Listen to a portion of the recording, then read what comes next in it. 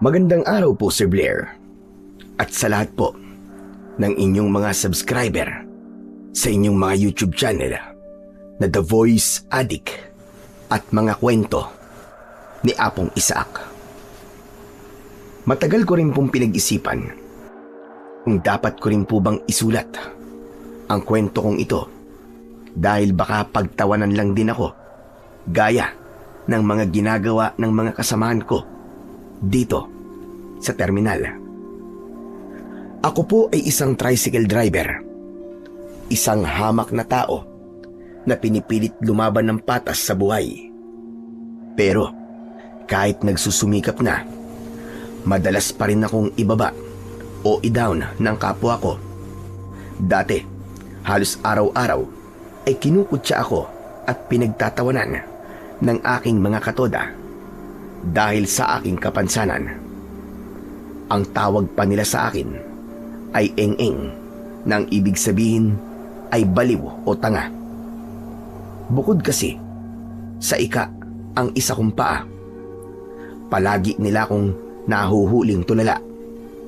Pero ang hindi nila alam, sa bawat pananahimik ko at sa pagtitig sa kawalan, may mga bagay akong nakikita na hindi nila nakikita. Bukas ang third eye ko at may kakayahan akong makakita ng mga bagay na hindi nakikita ng mga karaniwang tao lang. Hindi ito alam ng mga katoda ko dahil wala akong pinagsabihan sa mga kakayahan ko. Ang lolo ko ang nagbigay ng kakayahang ito sa akin. Ang sabi niya ay gamitin ko ang aking kakayahan sa pagtulong sa mga taong nangangailangan. Hindi ako sumang-ayon sa sinabi niyang yon. Lalo pa at wala akong tiwala sa sarili ko dahil sa aking kapansanan. Paano ba ako makapagliligtas ng tao kung ako mismo ay nahihirapan sa aking sakit? Pero ang sabi ni Lolo, magagamit ko daw ang kapansanan kong yon upang hindi agad matukoy ng mga kalaban kung ano ang aking kakayahan. Ang sabi kasi niya sa akin ay nakita niya ang aking kapalaran. Magiging bayani daw ako ng bayan namin. Hindi ko alam kung paano mangyayari yun, kaya nanahimik na lang ako ng matagal na panahon. Pero dumating ang pagkakataon na kailangan ko ng kumilos. Kailangan kong gamitin ang aking sikretong kakayahan para iligtas ang nag-iisang kaibigang tumanggap sa akin sa kabila ng aking kapansanan. Siya nga po pala. Ako po si Boyet. At ito ang aking kwento.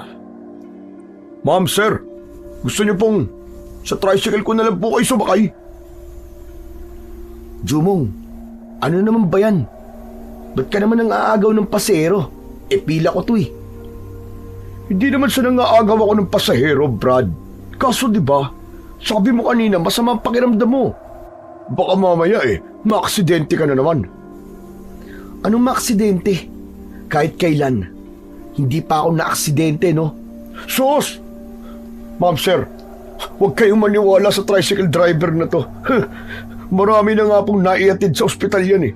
Tingnan nyo, may sakit siya eh. Tumingin sa akin ang mag-asawang turista. Kitang-kita ko sa mga mata nila ang pag-aalinlangan habang pinagmamasdan ako mula ulo hanggang paa. Agad na humingi ng pasensya ang lalaki at sinabing doon na lamang sila sasakay kay Jumong. Natatakot daw kasi sila para sa kanilang kaligtasan. Lalo na at ilang beses na daw pala akong naaksidente.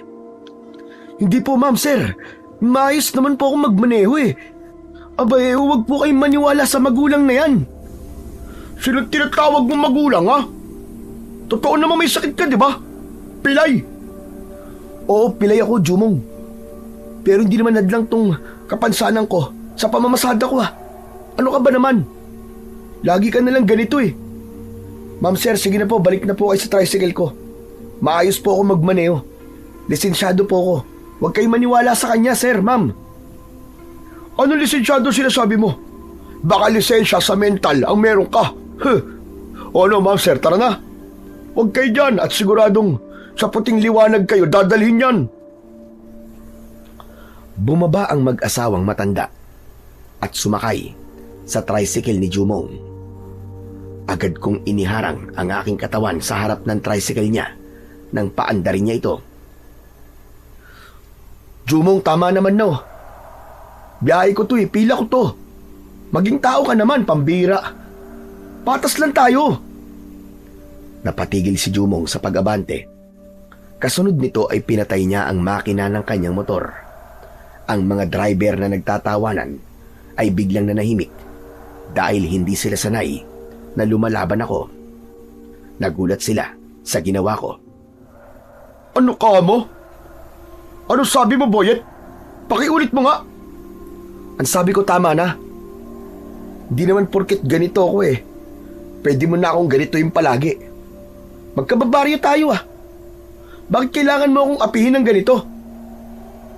Dahan-dahang bumaba si Jumong sa tricycle at lumapit siya sa akin hanggang sa magdikit ang aming mga dibdib. Amoy na amoy ko ang baho ng kanyang hininga na amoy sigarilyo at alak. Dinuro niya ako sa aking noo. Sandali akong napaatras. Umalis ka nga sa daan, Boyet.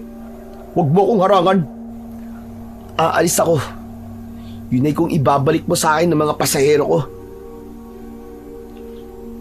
Ayaw nga nila sa'yo Ang kulit mo Hindi totoo yan. Anong hindi totoo? Sila na nga mismo nagsabi. Natatakot sila sa'yo. Kaya umalis ka na dyan at ihahatid ko na sila. Naaabala na kami Hindi ako aalis dito. Ba't? Ang tigas din talaga ng kukote mo, no? Ano ba? Ginigising mo ba ang masamang dugo ko? Nakakagigil ka. Umalis ka na dyan. Sipain kita dyan Sige, subukan mo. Irereklamo talaga kita. Alam ko kung ano-ano ang mga karapatan ko bilang miyembro ng TODA. At hindi niyo ako pwedeng gulangan na lang palagi. Aba? Tumatapang ka na ngayon Lalaban ka na ba, Eng-eng? Mga kasama, lumalaban, Hindi ako lumalaban. Sinasabi ko lang ang totoo at kung ano ang karapatan ko. Nanatili akong nakatayo. Nakayuko habang unti-unting nararamdaman ang pagtulo ng pawis mula sa aking noo patungo sa aking mga mata. Pero mas masakit ang katotohanan kahit anong pilit kong maging kapaki-pakinabang sa mata nila. Ako ay isang walang kwentang tao lamang. Habang ang lahat ay nakatuon ang pansin sa akin at tumatawa, ako naman ay may nakikita sa likuran ni Jumong. Isang anino. Isang mahabang anino na nakadikit sa kanyang likod. Mukha itong isang malaking gagamba na may mahahabang daliri.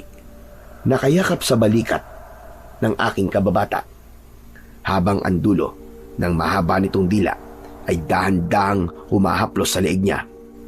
Walang nakakakita nito, kundi ako lang. Pinigilan ko ang aking sarili na sumigaw. Alam ko ang anyong yun. Isa yun sa mga nilalang na nagbibigay ng matinding kamalasan sa mga taong kinakapitan nito. Naikwento na ito dati ng lolo ko. Matagal na itong naroon sa terminal. Naghihintay lang ng pagkakataon na tuluyang lamunin ang buong pagkatao ng mga taong puno ng galit at inggit. Sige, pagbibigyan kita ngayon, Jumong Sa'yo na ang biyahin to. Pero sana sa susunod na mga pasahero ko, huwag nyo naman kukunin sa akin. Dahan-dahan akong umatras, kasabay ng pag-atras din ng nilalang na yon, nang kumalma na ang tensyon. Nang makatabi na ako, naupo ako sa gilid ng aking sidecar. Kinuha ko ang isang maliit na bote ng tubig at uminom ng kaunti. Pinanood ko si Jumong na masayang nakikipag-usap sa pasahero bago niya paandarin ang kanyang tricycle. Maya-maya pa, humagibis na siya paalis. Boyet! Napalingon ako. Si Lola Beng pala. Siya yung matandang tindera ng kape at tinapay dito sa terminal. Matagal na siya rito. Parang siya na ang nanay-nanayan ng lahat ng driver. Ayos ka lang ba? Kanina ka pa kasi nakatulala riyan. Lola Beng, kayo ho pala. Opo, ayos lang po ako. Oh, nilagang saging, gusto mo ba? Hindi ko na kasi maubos eh. Sa'yo na lang. Kunin mo na. Lamang tiyan din yan. Alam kong hindi ka pa nanananghalian. Salamat po. Kinuha ko ang iniabot niyang nilagang saging na nakabalot sa plastik. Mainit-init pa, pero napansin kong nakatitig siya sa akin. Seryoso ang kanyang muka. Lumingon-lingon muna siya sa paligid, parang sinisiguro na walang ibang nakakarinig sa amin bago siya nagsalita ng mahina. Nakita ko yung ginawa ni Jobong. Alam mo, ang sama talaga ng ugali ng batang yon. Akala mo'y kung sinong hari dito sa terminal, porket may bagong tricycle. Kaya nga po eh. Pero hayaan na lang po natin, Nanay Beng. Sanay naman po ako sa kanya. Medyo nanginayang lang po ako. Kita ko na po sana yun eh. Pambili din po sana ng gamot ko para sa susunod na linggo. Hay nako, kawawa ka na bata ka. Laging ikaw na lamang ang napag-iinitan dahil alam nilang hindi ka palaban. Oh, heto. Meron ako ditong nakatabing pera. Barya-barya lang ito galing sa benta ko ng kape at tinapay. Simula kaninang madaling araw. Pero siguradong makatutulong din ito sa iyo. Hiramin mo na lang muna. Huwag kang mahihiya. Bayaran mo na lang kapag may sobra ka ng pera. Alam kong kailangan mo ang maintenance mo para hindi ka sumpungin ng sakit mo. Akmang iaabot ni Lola Beng ang nakaplastik na pera mula sa bulsa ng kanyang pantalon, isang tumpok ng barya at lukot na 20 pesos. Pero mabilis ko itong tinanggihan. Hinawakan ko ng marahan ang kanyang kamay at dahan-dahang ibinalik ang pera sa kanyang bulsa. Naku, wag po Lola. Sa inyo po ang perang yan eh. Pangpuhunan niyo po yan para makapagtinda po kayo bukas. Huwag niyo na po akong masyadong alalahanin. Pakinabangan niyo po ang pinagpaguran niyo. May awa naman po ang Diyos. Baka mamaya may sumakay din po sa akin. Sigurado ka ba, Boyet?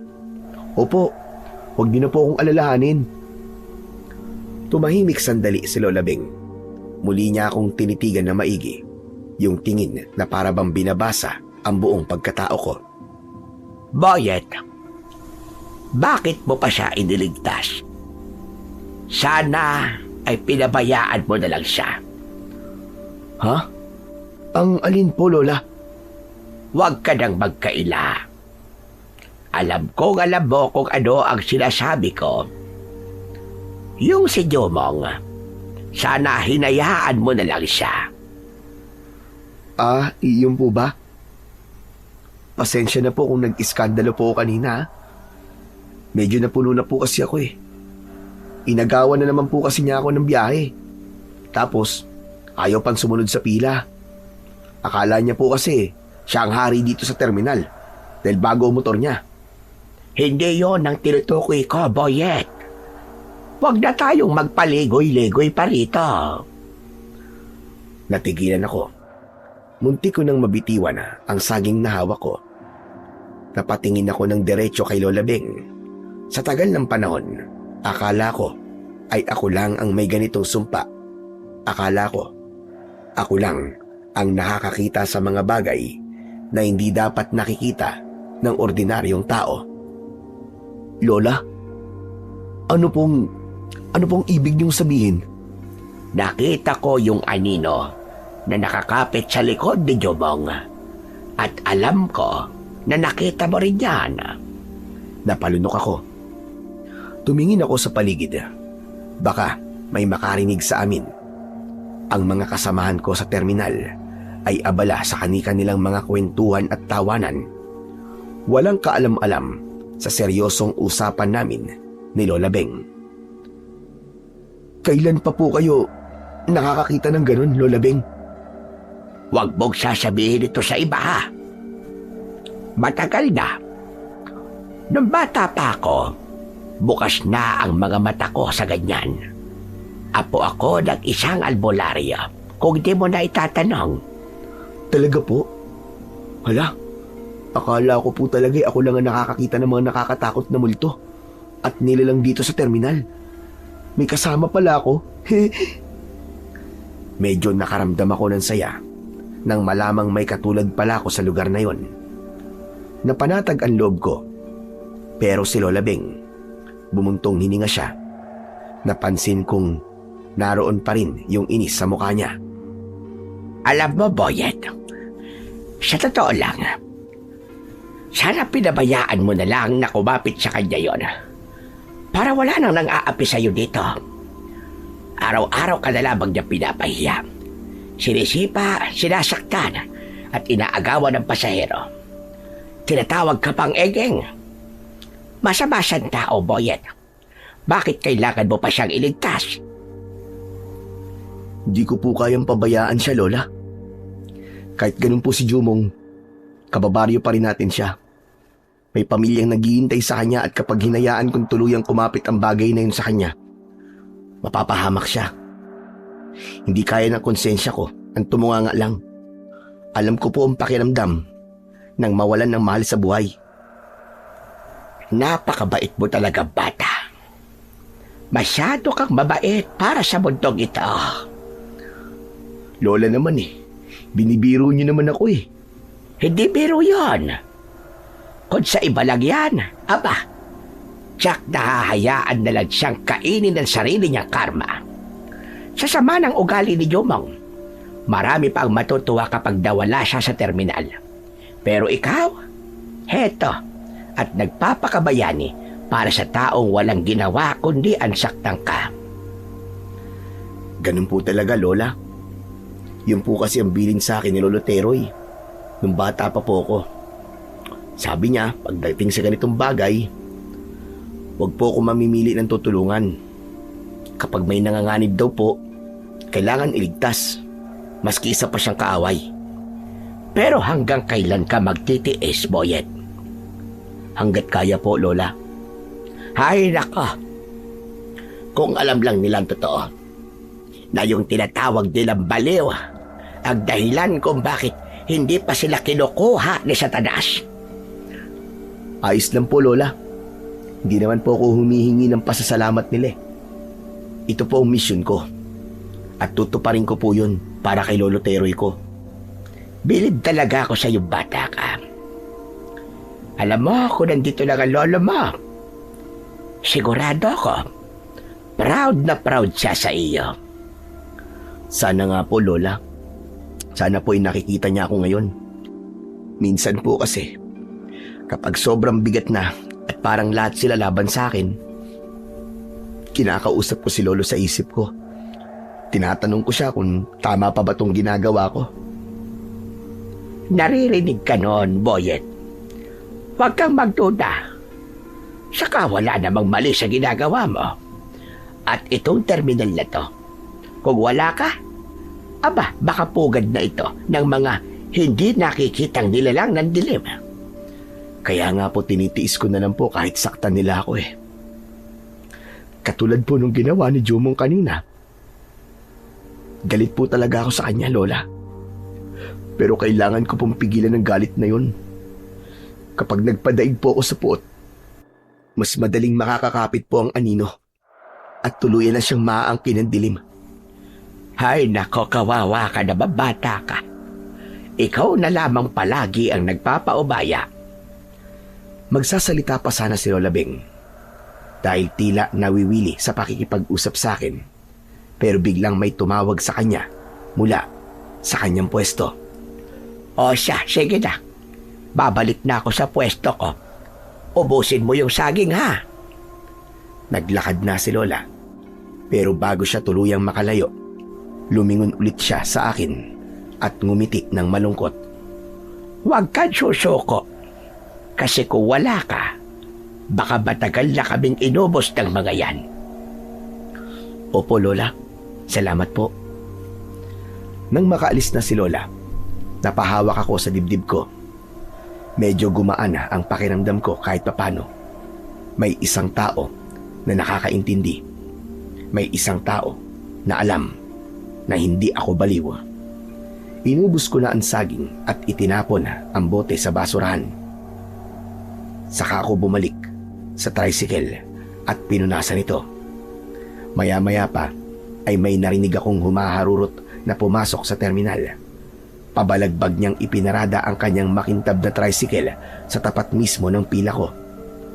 Sadyang iniharang na naman ito ang likuran para hindi ako makaabante.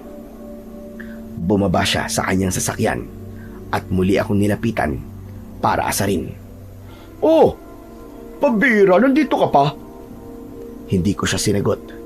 Ipinagpatuloy ko ang pagpupunas ng aking tricycle. Hoy! Aba, napansin na! Tinapik niya ako ng malakas sa balikat, pero sa halip na mainis, bigla akong natigilan. May kakaiba kasi akong naamoy. Isang masangsang at mabahong amoy na para bang nabubulok na karne na nanggagaling sa kung saan. Agad akong tumingin kay Jumong mula ulo hanggang paa. Inisip ko nung una na sa kanya galing ang amoy na yon. Baka may natapakan o kaya ay may dala siyang bulok na isda sa loob ng kanyang tricycle. Sinilip ko ang sidecar. Malinis naman at walang anumang laman ito sa loob. Ilang sandali pa ay unti-unti ding nawala yung amoy. Hoy, anong sinisilip-silip mo dyan, ha? Baka matunaw yan. Wala kang pambayad dyan. Hindi ko na lang siya pinansin. Lalo pat biglang nagkagulo sa bungad ng terminal. Isang jeep na puno ng mga turista ang huminto at nagsibabaan ang mga pasahero. Agad na naging alerto ang mga kasamahan kong driver at pati na rin si Jumong. Kanya-kanya ng sakay ang mga pasahero sa mga nakapila. Nawala ang atensyon ni Jumong sa akin at mabilis na nakipag-unahan sa ibang driver para makasingit at makakuha ng sakay. Sa gitna ng siksikan at ingay ng mga nag-aalok ng sakay, may isang babaeng dumiretso sa akin. Nakasuot siya ng puting bestida at may hawak na maliit na payong. Mabilis siyang sumakay sa loob ng sidecar ko. Kuya, sa may pantalan po tayo. Magkano po? Sige po. 50 po ang pamasahe doon, ma'am. O sige na kuya, tara na. Iatid mo na ako. Nagmamadali ako eh. Sumakay na ako sa tricycle ko. Mabuti na lang. At pinatabi ng mga kasamahan kong nauna ang tricycle ni Jumong. Wala na akong magiging problema sa pag-abante ng aking sasakyan. Babiyahe na sana ako. Pero biglang may humawak sa manibela ko. Si Jumong na naman. Ma'am, baka mas gusto niyong sumakay sa tricycle ko. Bago po at mabango. Hindi tulad dito. Nakalawangin na, mabaho pa. Bumaba na po kayo dyan, ma'am. Nakasakay na ako kuya. Bakit mo pa ako pinapababa? Ma'am, nagmamalasakit lang naman ako sa inyo eh. Baka kasi hindi kayo komportable rito. Tignan niyo naman itong driver oh. May sakit siya. Baka kung anong mangyari sa inyo sa biyahe. Hindi ko kailangan na malasakit mo. Umalis ka dyan sa daan at nagmamadali ako. Huwag kang abala. Napaurong si Jumong. Nagulat siya sa ginawang pagsusungit sa kanya ng magandang babae. Dahil tumanggi na ito, wala siyang nagawa kundi ang bigyan kami ng daan. O ano, Jumong, paano ba yan? Mauna na kami ha? Inarangkad ako na ang tricycle nang umalis na siya sa tabi ko. Nanatili siyang nakatayo sa gilid, tulala at pinapanood kami hanggang sa makaalis ako sa pilahan. Siguro ay napahiya siya ng gusto dahil sa harap ng maraming driver ay nabara siya at tinanggihan ng isang magandang babae. Samantala, habang binabagtas namin ang kalsada papuntang Pantalan, kinakausap ako ng aking babaeng pasahero. Sino ba yun, kuya? Yung lalaki dun sa terminal? Talaga bang ganun yun? Inaagawan ka ng pasahero? Opo ma'am. Ayos lang naman po yun. Sanay naman na po ako sa kanya eh. Medyo mainitin lang po talaga ang ulo niya. No, kuya. Dapat hindi mo siya hinahayaan na ginaganon ka. Like, hindi tama yung ganon. It's so unfair. Nakakabwisit kaya yung mga ganong magulang at mapangapi sa kapwa. Masamang tao yun, no? Ramdam ko, kaya ayokong sumakay sa kanya. Hayaan na lang po natin siya ma'am. Pagpasensyaan niyo na lang po. Huwag niyo na po siyang isipin at baka ma-stress lang po kayo. Masisira lang ang araw niyo. Wow, seriously? In fairness sa'yo, kuya ha, mabait ka. Kahit na inaaway ka na, nag-aalala ka pa rin sa kanya. Hay nako. Kung ako lang yon, ay, nasigawan ko talaga siya. Salamat po mama. Ganun naman po talaga dapat eh. Hindi ako pinagkalooban ng kakisigan kaya sa ugali na lang tayo babawi. No, it's not true. Mas pogi ka kaya dun sa siraulo na yun. Alam mo, sa sobrang pangit ng ugali niya, nagmumukha na siyang unggoy, promise. Nagpatuloy kami sa biyahe. Magaan kausap si Cassandra.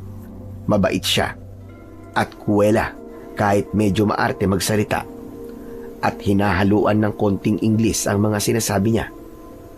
Hindi ko namalayan na malapit na pala kami sa Pantalan dahil hindi siya nauubusan ng kung ano-anong kwento. Ilang sandali pa ay pumarada na ako sa gilid. Andito na po tayo ma'am. Wow, oo nga no. Hindi ko namalayan ah. Salamat kuya ha. Anyway, Cassandra nga pala. Ikaw? Boyet po ma'am. Boyet po ang pangalan ko. Nice meeting you, Kuya Boyet.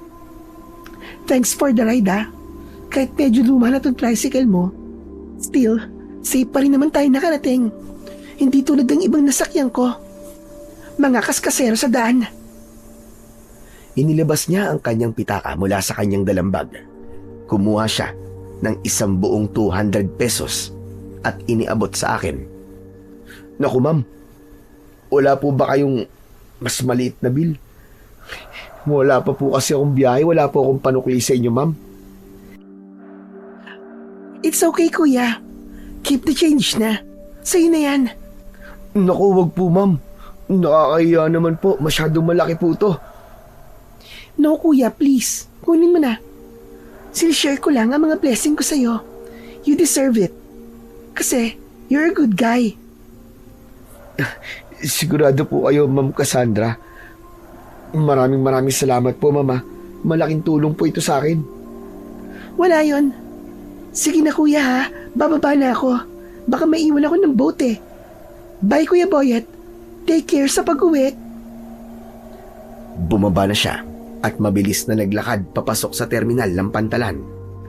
Napatingin ako sa perang ibinigay niya. Napangiti ako. Sa totoo lang, ay natutuwa ako. Hindi lang dahil sa pera, kundi dahil pakiramdam ko ay may isang tao na hindi ako hinusgahan. Nakakataba sa puso na tinawag niya akong pogi kahit alam kong hindi naman yun totoo. Agad tuloy akong napabulong habang pinapanood ang dalaga habang papasok sa loob ng terminal. Salamat, Ma'am Cassandra. Napakabait nyo. Sana lahat ng pasahero ko katulad nyo. Ibinulsa ko ang pera ng may pag-iingat. Pero nang bigla kong maalala si Jumong, agad akong kinabahan. Alam ko ang galawan ng taong yun. Hindi niya ako titigilan at susubukang kunin ang kita ko. Kaya bago ko paandarin ang makina, mabilis kong inilabas ang pera mula sa bulsa ko at itinago ko ito sa aking sapatos. Bihira na ang ganung swerte, kaya kailangan kong pag-ingatan ang biyaya, lalo pa at para sa gamot ko ito. Nag-alala ko kasi baka madisgrasya na naman ang perang kinita ko kapag nagkaharap kami ni Jumong doon. Tiyak na kukunin na naman niya ito sa akin ng sapilitan. Umarangkada na ako pero habang bumabiyahe, naisip ko na umuwi na lang muna at wag na munang bumalik sa terminal. Samantala, nang makarating na ako sa tapat ng aming bakuran, agad na sinalubong ako ni Tonton, ang 10 taong gulang na anak ni Jumong. Kuya Boyet, nakauwi ka na pala. Oo, Tonton. Umuwi muna ako kasi medyo sumama yung pakiramdam ko eh. Ganun po ba? Kuya, si tatay kaya, hindi pa ba uuwi? Marami pa po ba pasero ngayon? Hinihintay ko po kasi siya eh. Kasi sabi niya mag-uuwi siya ng cake. Birthday ko po kasi ngayon. Kanina ko pa po siya hinihintay eh. Uy, birthday mo ngayon. Happy birthday, Tonton ha. Nako, pasensya ka na. Baka hindi pa pabalik yun kasi maraming tao sa terminal eh. Naalala ko bigla ang pandesal na binili ko kanina sa bayan bago ako tuluyang umuwi. Inabot ko ito sa kanya. O Tonton oh, regalo ko sa'yo. Tanggapin mo, pandesal yan. Mainit pa yan. Yan na lang muna ang kainin mo habang hinihintay mo ang cake mo. Wow, salamat po Kuya Boyet. Ang bait-bait niyo po talaga. Ngumiti siya ng malapad. Yung ngiting abot hanggang tenga na tila ba nakalimutan ang pagod sa paghihintay. Sa tuwing nakikita ko ang batang ito, hindi ko maiwasang mapaisip kung paano nagkaroon ng ganong kabait na anak ang isang tulad ni Jumong. Napatitig tuloy ako sa kanyang maamong muka. Binuksan niya ang supot at kumuha ng tinapay. Salamat po ulit dito Kuya Boyet ha. Sige po, pumasok na po kayo. Para makapagpahinga na po kayo. Babalik na po ako sa bahay. Isishare ko po ito kay nanay. Tumango na lang ako sa kanya at nakangiti kong pinanood ang paglayo niya. Nang sumara ang pinto ng kanilang bahay, nanatili muna akong nakatayo sa tabi ng aking tricycle. Saka ko lang unti-unting napagdugtong-dugtong ang mga nangyari. Naalala ko ang pangako ni Jumong kay Tonton, yung cake at yung sorpresa para sa birthday nito. Ngayon ko naunawaan kung bakit ganun na lang kadesperado si Jumong na makaisa sa terminal. Kung bakit handa siyang mang-agaw ng pasahero at makipag-away kahit kanino. Naghahabol pala siya ng pambili ng cake para sa kaarawan ng anak niya. Yung galit ko sa kanya kanina, biglang napalitan ng awa. Alam ko ang pakiramdam ng walang-wala. Kaya naman, naiintindihan ko na siya. Samantala, paglipas ng mga oras, ay nagpasya kong hindi na bumalik sa terminal at magpahinga na lang. Maaga ako natulog. Kaya naman, maaga din ako nagising kinabukasan. 4:00 ay naghanda na ako. Naligo, nagbihis at nagpunas ulit ng tricycle. Saka muling pinaandar ang makina ng aking tricycle. Maaga akong dumating sa terminal. Pero laking gulat ko nang makita kong nagkakagulo ang mga kasamaan kong driver. Boyet, naku mabuti na lamang at dumating ka na. Nagulat ako kay Lola Beng. Maputla siya at hawak-hawak ang kanyang dibdib. Narinig mo na ba ang balita? Ano pong balita? Saka bakit po parang nagkakagulo ang lahat? Diyos ko po, Boyet. May nangyaring masakir sa isla. Ang daming patay. Ano ho? Masakir? Diyos ko, Lola Beng. Sigurado po ba kayo dyan? Sino po ang gagawa ng ganong karumal-dumal na bagay? Hindi ko alam. Umaasa lang naman ako sa balita ng mga tao galing doon, Boyet. Mabuti pa'y pupunta tayo ron sa may pantalan. Nandun daw kasi ang mga bangkay. Pupunta tayo sa pantalan kung saan naroon ang mga bangkay? Oo, Boyet. Para makita natin kung ano ba talaga ang totoong nangyari. Iba kasi ang pakiramdam ko. May masama akong kutob, Boyet. O sige po, tara na po. Sumakay na po kayo sa tricycle ko. Hindi na ako makatanggi Isinakay ko na si Lola Bing at dahan-dahan kaming bumiyahe patungo sa pantalan. Habang papalapit kami, unti-unting nagbago ang amoy ng hangin. Naging tila malansa ito. Nung una ay mahina lang. Parang amoy lang ng isdang natuyo sa araw. Pero habang umuusad ang tricycle ko, ay mas lalo pa itong tumindi. Isang masangsang at malansang amoy ng sariwang dugo ang bigla kong nalanghap. Napahinto ako sa gilid ng kalsada. Hindi ko na kinaya ang tapang ng amoy. Halos masuka ako. Ayos ka lang ba? Hindi mo na makaya ang amoy. Kung gusto mo, ay maghintay ka na lang dito sa motor. Ako na lang ang titingin. Hindi po, Lola Bing. Kaya ko po to. Kailangan ko rin po malaman kung ano po ang totoong nangyari. Mabilis kong kinuha ang aking panyo at itinali ng maigpit sa aking ilong at bibig para mabawasan ang tindi ng singaw ng dugo na tila nanuot na sa aking ilong. Muli kong pinaandar ang tricycle ko hanggang sa nakarating kami sa mismong pantalan. Nagkakagulo ang mga tao doon. Mabuti na lang at merong mga pulis na nagbabantay para makontrol ang mga taong nakikiusyoso. Naroon na din ang mga taga-punerarya. Matyaga nilang hinihintay ang pagbaba ng mga bangkay mula sa mga bangkang nanggagaling sa isla. May halos 10 katao ang naroon na. Nakahilera sila sa buhanginan. Diyos ko po, hindi ko akalaing ganito kalala ang nangyari sa kanila. Naiisip niyo po ba naiisip ko, Lola Bing? Oo, iho. Hindi ordinaryo ang pagkamatay nila. Imposibleng tao ang may gawa nito sa kanila.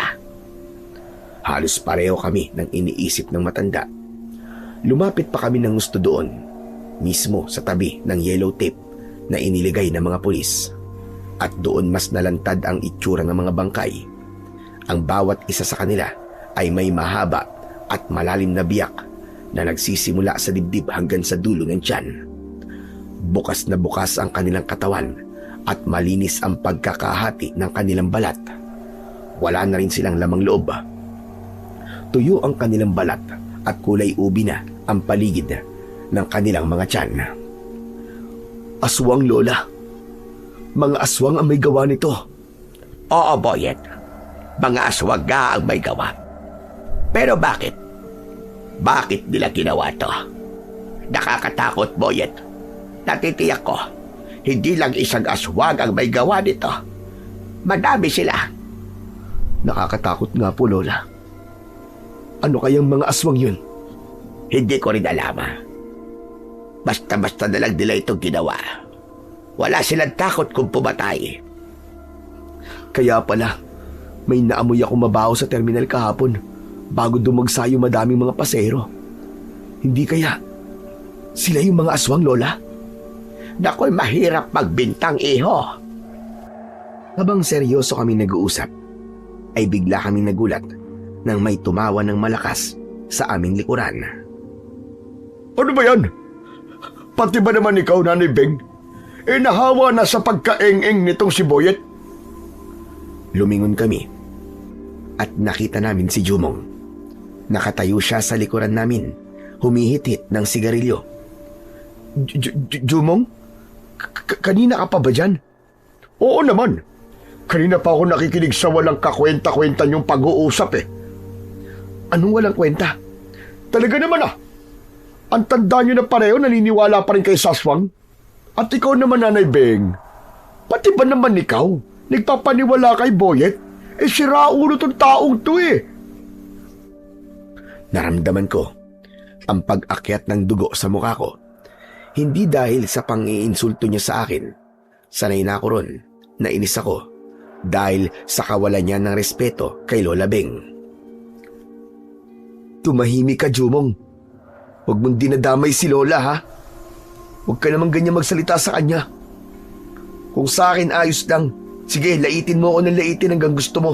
Tawagin mo akong baliw. Pero si Lola Beng, respetuhin mo siya. Nirerespeto ko naman si Nanay Beng eh, kaso mali yung ginagawa niyo eh. Kapag kumalat ang tungkol sa mga aswang, sino ba maapektuhan? Di ba tayo rin?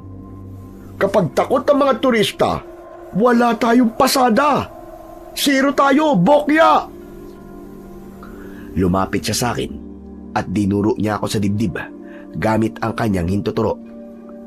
Makinig ka, Eng-Eng, ha? Yung mga bangkay na yan, baka mga adik lang ang may gawa niyan. O kaya naman mga miyembro ng mga sindikatong nangunguha ng lamang loob para ibenta. Krimen yan, Boyet, krimen.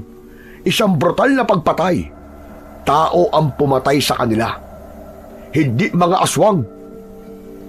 Kung yan ang paniniwala mo, di bahala ka. Hindi naman kita ko kontrain Pero sana, wag mo din kaming pakialaman kung anong gusto namin pag-usapan.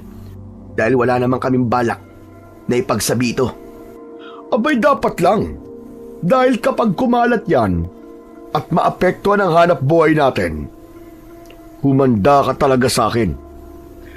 Abay bakit kagad ako? Paano kung may ibang magpakalat nito? Wala akong pakialam kung merong magpakalat na iba. Basta ikaw ang sisisihin ko. Tandaan mo yan. Iniwan na kami ni Jumong. Lumapit siya sa kanyang tricycle at pinaandar ang makina. Ilang sandali pa ay pinaharurot niya na ito palayo. Hindi po siya naniniwala, Lola. Hayaan mo na ang hambog na yon, Boyet. Hindi natin kailangan ng opinyon niya. Sadyang may mga ganyan tao talaga na kailangan muna nilang maranasan bago sila maniwala. Wala na akong nagawa kundi ang panoorin ang mabilis na paglayo ni Jumong. Kinakabahan ako, hindi dahil sa mga banta niya, kundi sa panganib na paparating na hindi niya magawang makita. Tumingin ako kay Lola Beng at nakita ko ang pag-aalala sa kanyang kulubot na muka. Tara sa isla, Boyet. Po, ano namang gagawin natin doon? Baka kasi may makuha tayong impormasyon doon. Pero Lola, baka nandun pa po yung mga aswang. Delikado po tayong pumunta doon, Lola. Oo nga, posibleng nandun pa ang mga aswang. Pero Boyet, manganganib tayo kapag hindi tayo kumilos. Kailangan natin mangalap ng impormasyon doon para alam natin kung paano tayo kikilos laban sa kanila. Bakit po? Bakit niyo po nasabi yan? May kutob ba kayong masama? Oo, Boyet.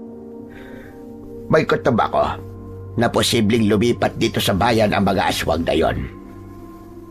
Teka, natatakot ka ba? Natatakot? Oo naman, Lola. Sino po bang hindi matatakot sa ganitong pangyayari, di ho ba? Tao lang naman po ako Hindi ka ordinaryong tao lang, Boyet. May mahalaga kang misyon, hindi ba? May iniwan sa iyong tungkulin ang lolo mo.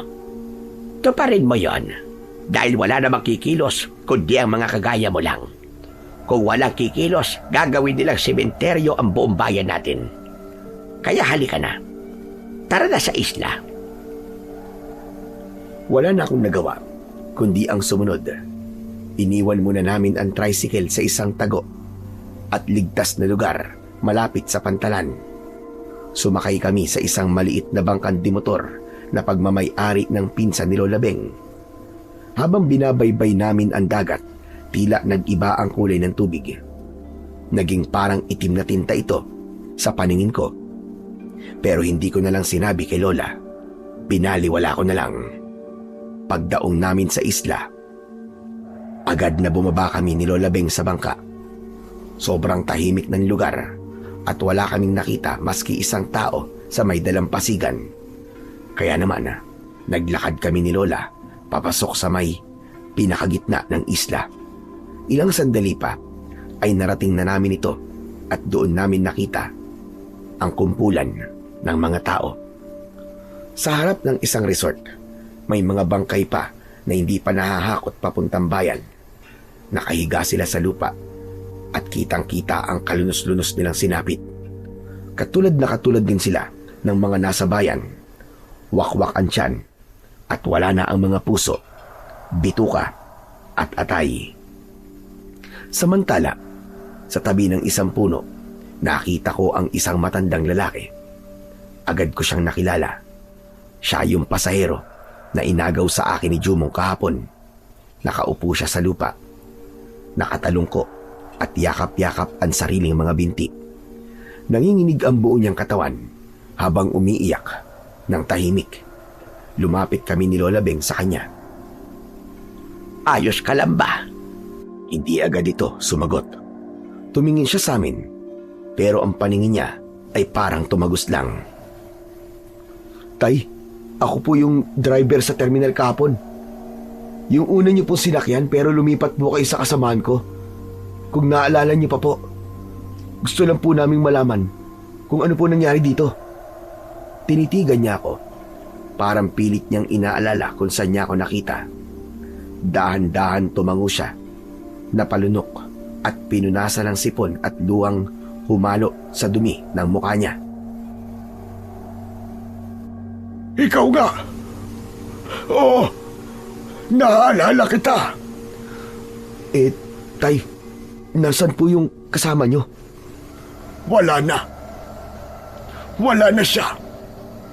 Pinatay siya ng mga hayop na yon.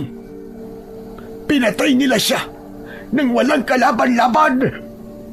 Humagulgol ang matanda. Tapos ay napaluhod sa lupa. Nanginginig ang mga kamay dahil sa tindi ng emosyon niya. Huminahod ka.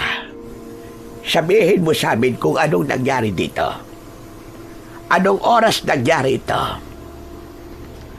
Gabi ito nangyari. Bandang 11:11 ng gabi ay sumakit ang tiyan ko. Kaya nagbanyo muna ako.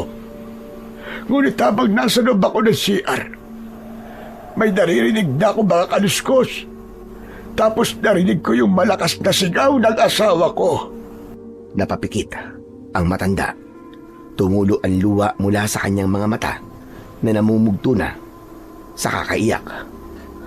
Ano pong ginawa niyo? Tinulungan niyo po ba siya?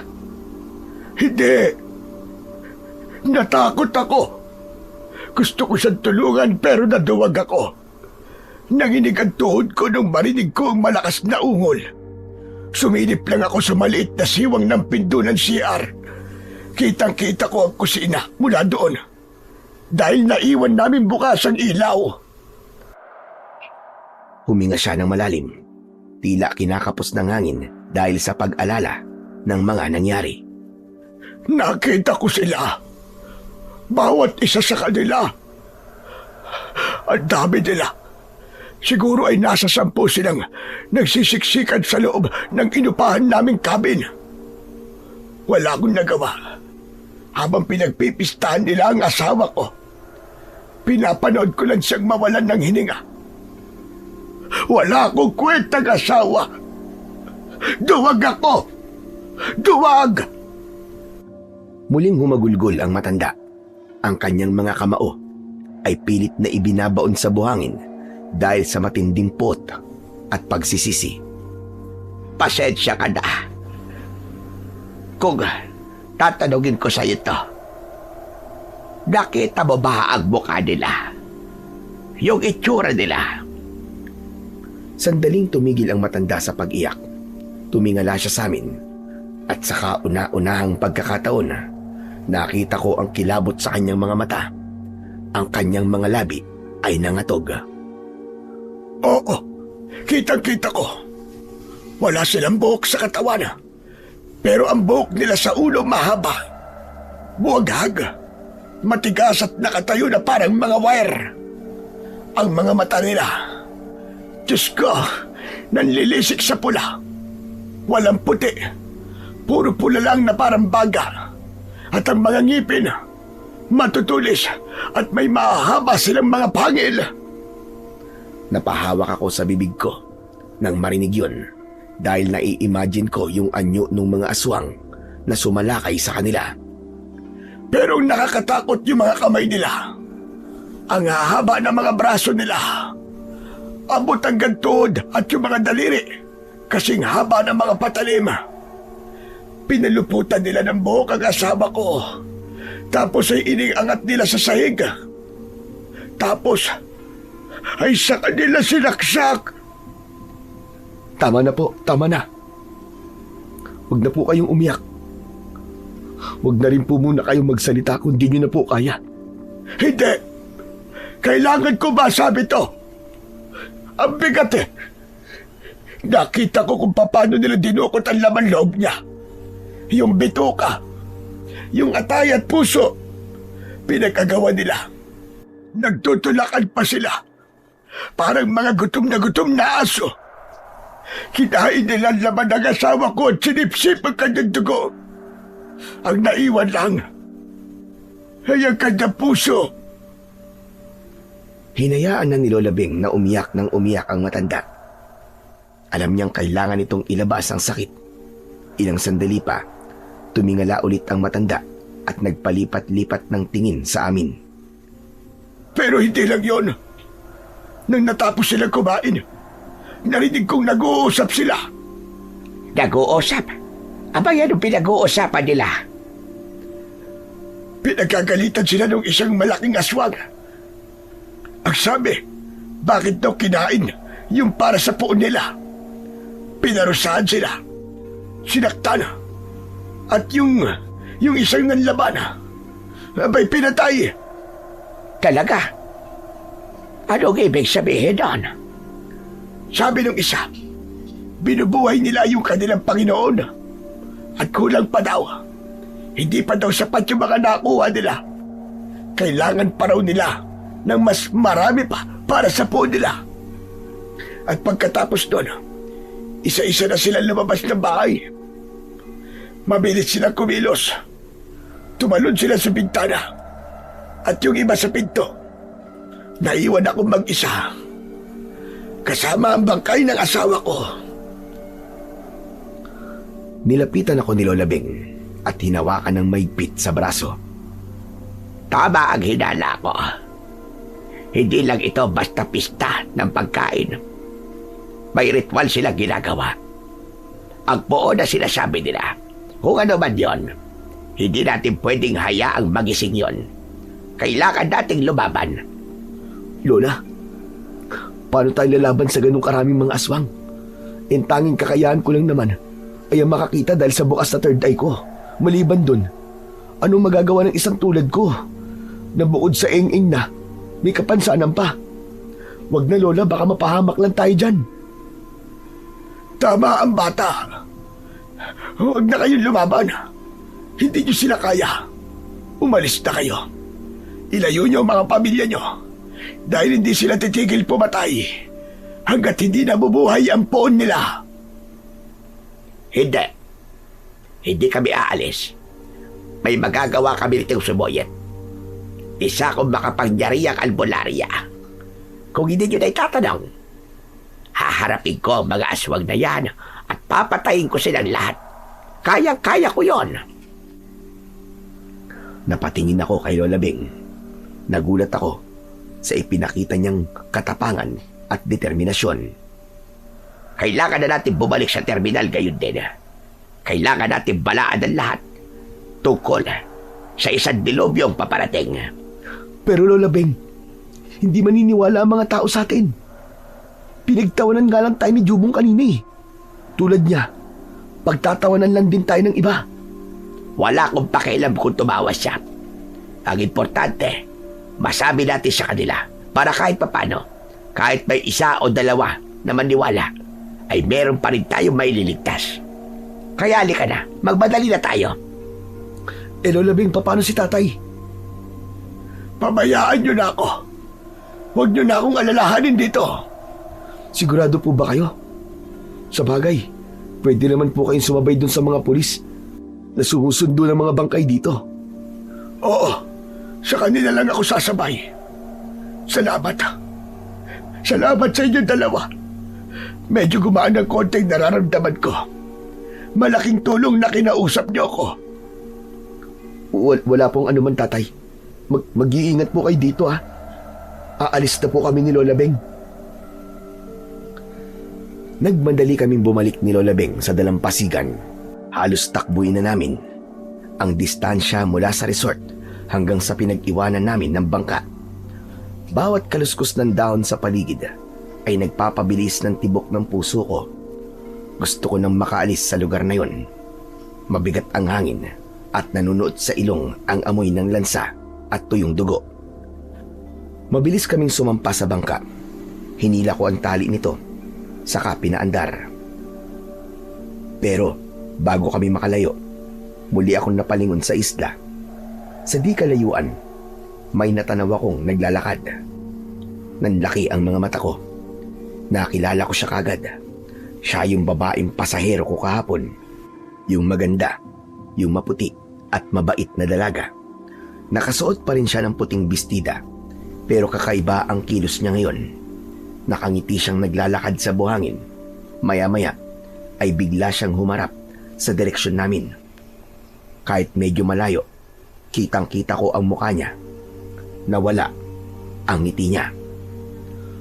Lola, si Mamo, yung pasahero ko kahapon. Baka pwede natin siyang isabay papunta sa bayan. Huwag, Boyet. Huwag ka na bumalik. Pero Lola, kawawa naman. Baka tulad din siya ni tatay na nakaligtas kagabi. Isabay na po natin. Baka patayin po siya ng mga aswang eh.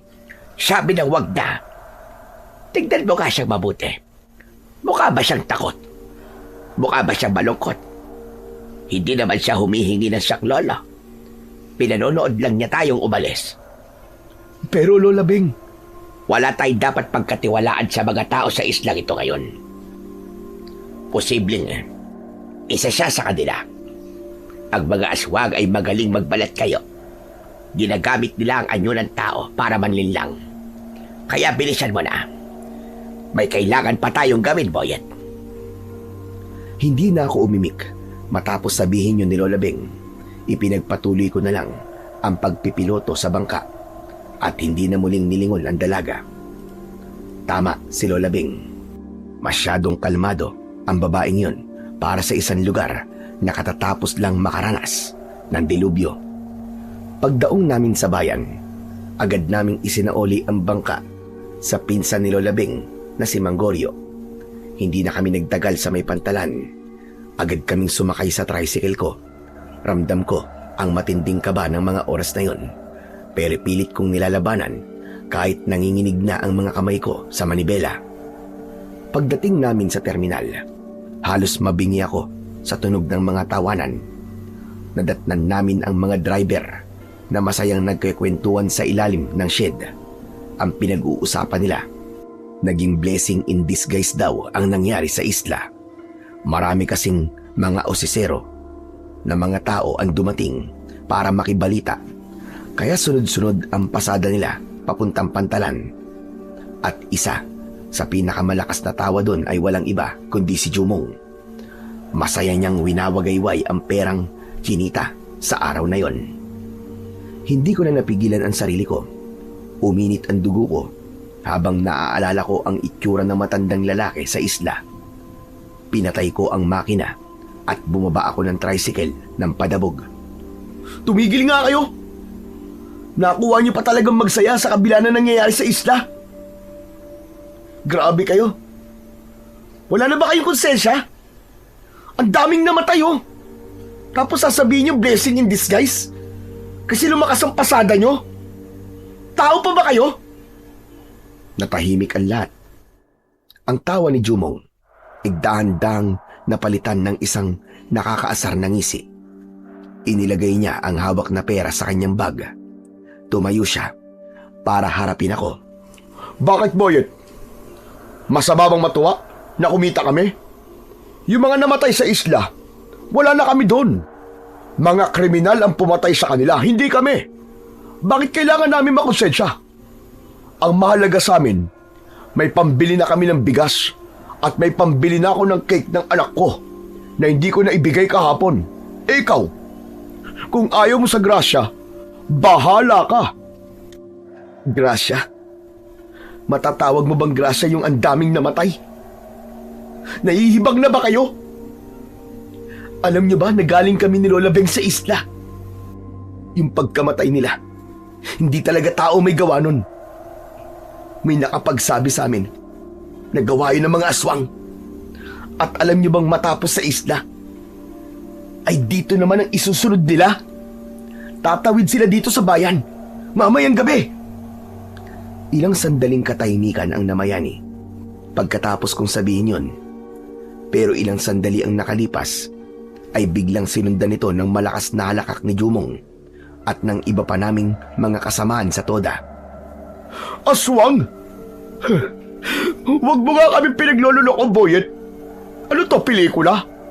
O baka naman nakasinghot ka ng usok ng tambutso, kaya kung ano-ano na ang naiisip mo. Pumagitna si Lola Beng at siya na ang nagsalita nang makita niyang pinagtatawanan lang ako at walang naniniwala. Makinig kayo kay Boyet. Hindi biro ang nakita at nalaman namin. Yung mga aswang, may binubuhay silang poon at kailangan nila ng maraming alay na lamang loob. Ang terminal na ito, ang pinakamalapit sa Pangpang. Kapag lumubog ang araw, tayo ang una nilang sasalakayin. Kaya babaya, kailangan ay maaga kayong umuwi. Magsipaghanda kayo. Siguraduhin ninyong ligtas ang pamilya ninyo. Tumigil sa pagtawa si Jumong, pero nanatili ang nakakainis na ngisi sa mukha niya. Nilapitan niya ako at tinapik ng malakas ang balikat. Gets ko na. Magaling ka din pala dumiskarte, Boyet, ha? Anong diskarte ang pinagsasasabi mo? Aminin mo na kasi. Gusto mo lang kaming pauwiin ng maaga para masolo mo ang pila mamaya, no? Kasi, alam mong mamayang gabi, posible na dumagsa pa ang pasahero dito papuntang Pantalan.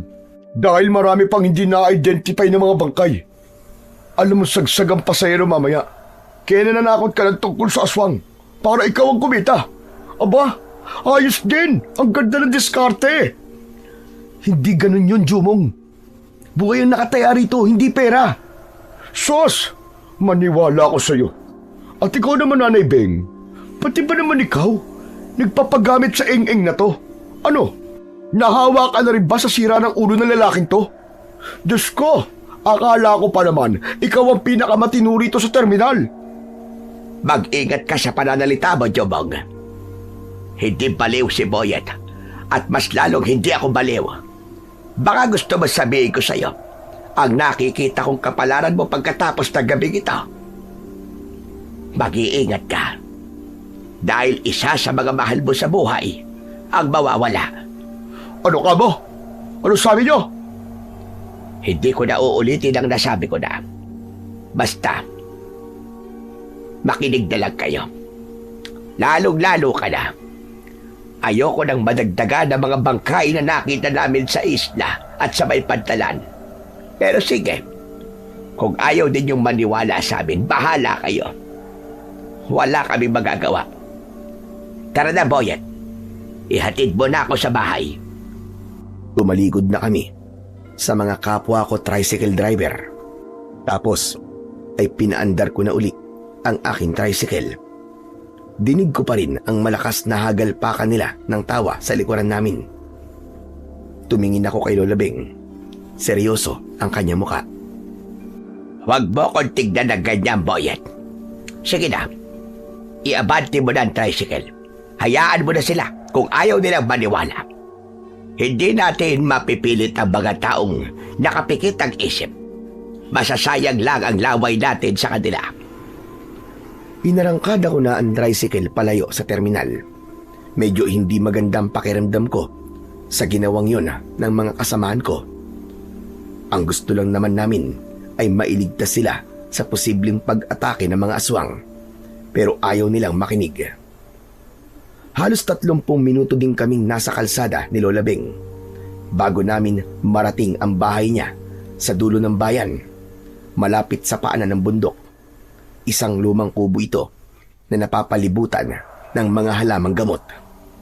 Pasok, Boyet. Bilisan mo. Pagpasok namin sa loob, agad na itinuro ni Lola yung maliit na altar na puno ng mga kupas na ribulto. Diyan sa ilalim niyan, may lumang baol. Kunin mo. Sige po. Lumapit ako doon at nang makalapit ay lumuhod ako at hinila ang isang mabigat na baul na gawa sa maitim na kahoy. Maalikabok ito at may nakaukit na krus sa bawat kanto. Binuhat ko ito ng pilit at ipinatong sa maliit na sala. Dahan-dahang binuksan ni Lola ang takip. Ang unang nakita ko ay isang mahabang itak. Ang talim nito ay hindi makinis, bungi-bungi at tila kinain na ng mga kalawang sa unang tingin. Sa tabi nito ay may nakalagay na ilang bote ng itim na langis at isang supot na pulang pulbos na parang asin. Lola, ano po ang mga yan? Yan ang gagamitin nating sandata laban sa mga aswang na kubot. Aswang na kubot? Yung po bang tawag sa kanila? Oo. Kung pagbabasihan natin ang kwento ng matanda, mga aswang na kubot ang pumatay sa mga tao doon sa isla. Ang mga buhok nila, ang pinakaarmas nila, humahaba yon na para bang mga buhay na baging na kayang sumakala at pumunit ng laman. At kapag binalot ka ng buhok nila, wala ka nang kawala. Kung ganun kalupit ang mga aswang na yun, bakit naman yung itak na yan ang gagamitin natin? Wala bang mas astig na sandata, Lola? Paano natin sila matatalo gamit yan? Huwag mong maliitin ang itsura ng itak na ito. Dahil yan ay binabad sa katas ng 7 klaseng mapapait na ugat ng halaman at pinagpala ng matatandang orasyon. Ito lang ang kayang pumutol sa buhok ng mga aswang na yon.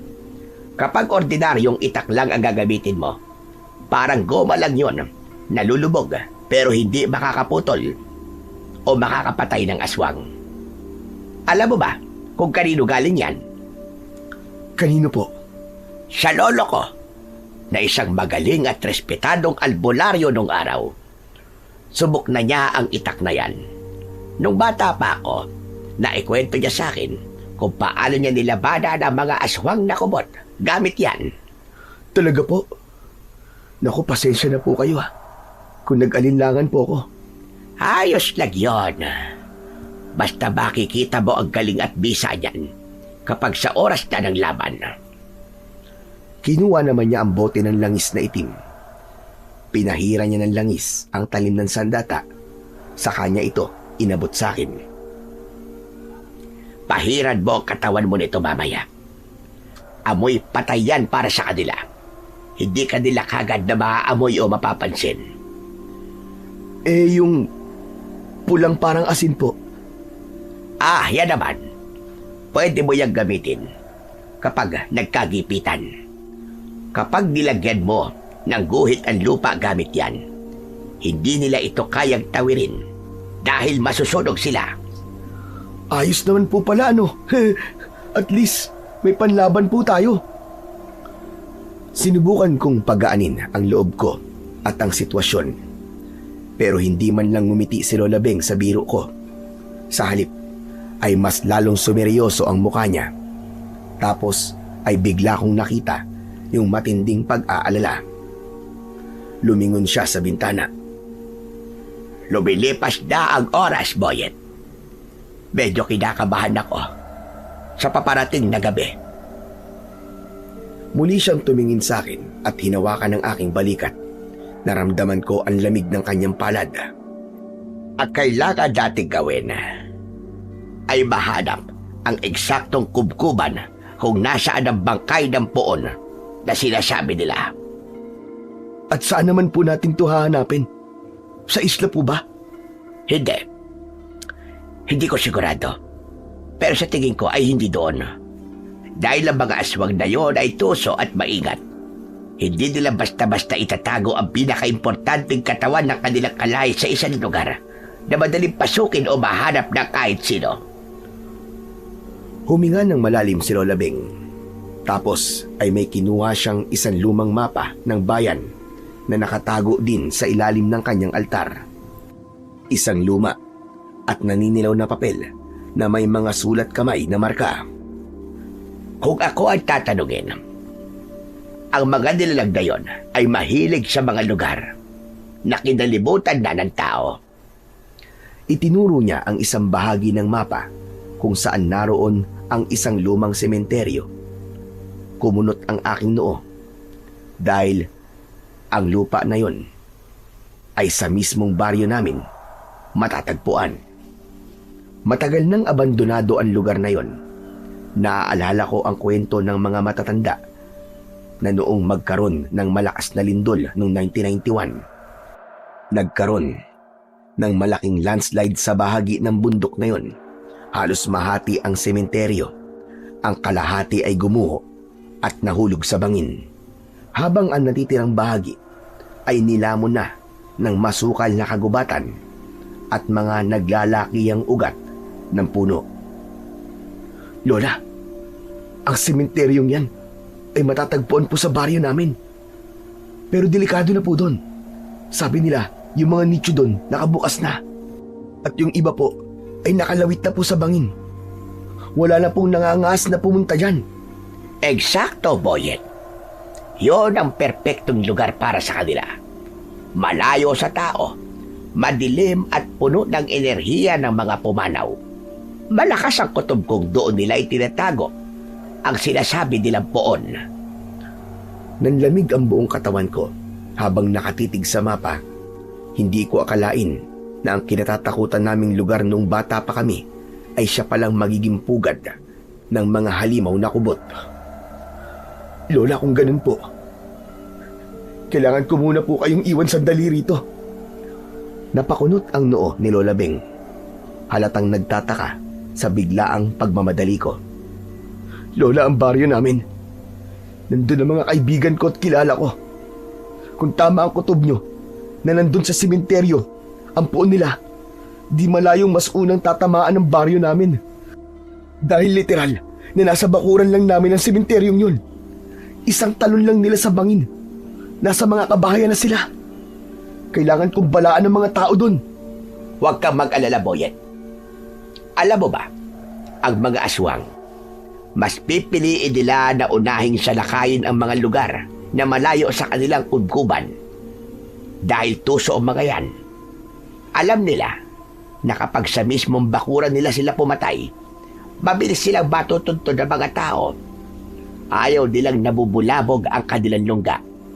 Mas gusto nilang magasik ng lagim sa malayo para ang atensyon ng lahat ay mapunta roon. Pero hindi pa rin pwede magpakampante, Lola. Paano kung desperado na sila? Sa bagay, tama ka, iyo. O siya, umuwi ka na. Gawin mo kung ano ang alam mong makabubuti para sa lahat. Dalhin mo na rin itong mga gamit. Kinuha ko ang lahat ng iniabot niya sa akin. Tapos ay pinaandar ko na ang tricycle ko. Nang makarating na ako sa may bukana ng baryo namin, halos nakasabay ko nang dumating si Jumong. Halos nagkasunod lang kami hanggang sa pareho kaming huminto sa kanya-kanya naming bahay. Oh, Boyet! Tignan mo to! Nabili ko na ang cake ng anak ko. Sabi ko naman sa'yo eh. Tama yung sinabi namin kanina na blessing in disguise yung nangyari sa isla. Oh, anong masasabi mo ngayon? Hindi ko na pinansin ang pang-aasar niya. Masyado nang mabigat ang daladala ko para pumatol pa sa kayabangan niya. Nakita ko siyang lumakad papunta sa pinto nila habang masayang tinatawag ang kanyang anak. Tonton! Tonton anak, nandito na si Papa! May dala akong sorpresa sa'yo! Lumabas ka na rito! Andito na ang cake mo, anak! Medyo na-late lang ng konti, ha? Pero binili ko naman yung pinakamalaki. Pero sa halip na masayang bata ang lumabas, ang asawa ni Jumong ang nagbukas ng pinto.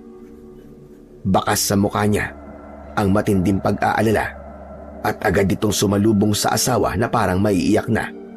Sinabi niya na hindi pa raw umuuwi ng bahay si Tonton mula pa kaninang umaga.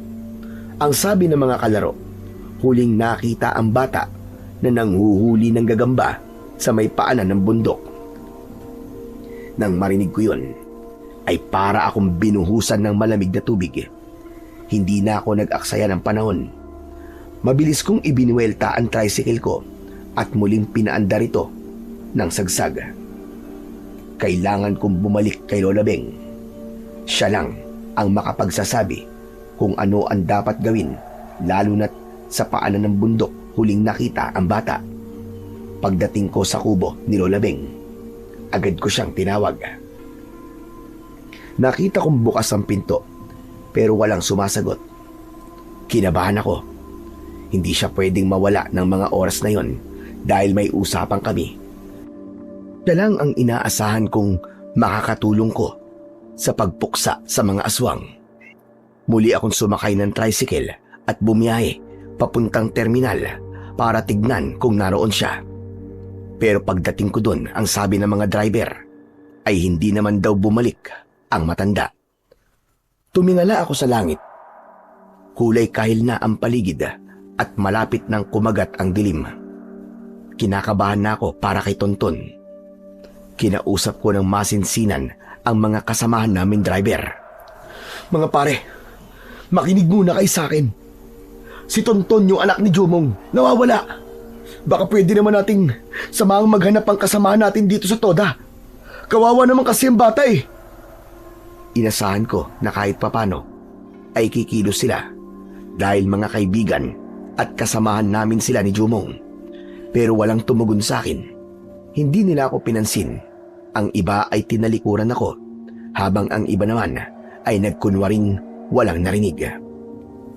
Ayaw nila. Mas mahalaga sa kanila ang perang kikitain sa pagdagsa ng mga taong papunta o paalis mula sa pantalan.